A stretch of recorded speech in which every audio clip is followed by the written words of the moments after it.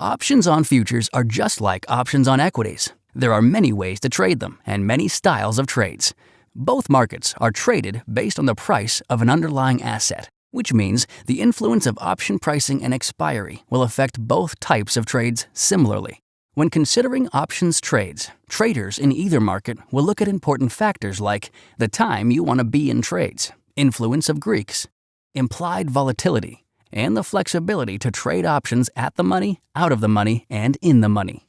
As an options trader, you can set up your trades with different expiry dates, which enables you to express a long or short-term view of the market. For example, an equity options trader could analyze Apple stocks and determine she wants to trade a bullish assumption, assuming she believes the stock price will rise imminently.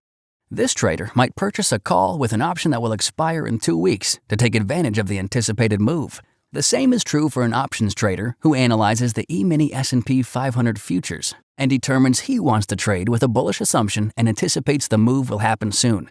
This trader could also choose to purchase a call option that expires in 2 weeks as well. As an added advantage, the options on futures trader can choose between a Monday, Wednesday, or Friday expiry for some markets, giving even more choices to trade. Another consideration for all options traders is premium and intrinsic value.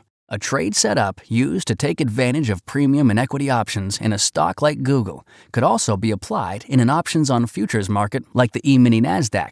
And we're not just talking about options on equity futures.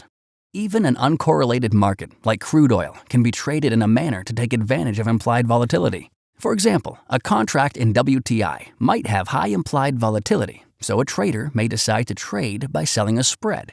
Assume WTI is trading at $53 and is holding steady around this price after a big move upward and a recent increase in volatility. One way to take advantage of decreasing volatility is to sell the 52.50 put and buy the 52 put, creating a credit of 20 ticks or $200. The trader would be profitable if WTI closes above 52.30 at the end of the month.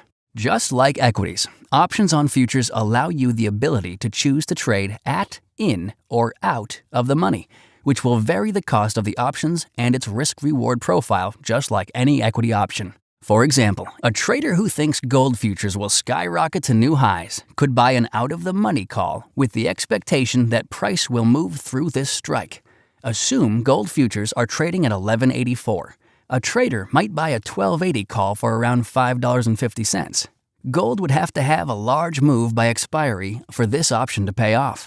If the trader wants to more closely replicate the performance of the underlying futures contract, they could buy an in-the-money call, like an $11.70 call with the same expiry, but it might now cost around $38. Just like equity options, trades in options on futures can be placed at different levels, providing flexible participation in the market. If you understand equity options pricing information, then you can put that same knowledge to use when trading options on futures.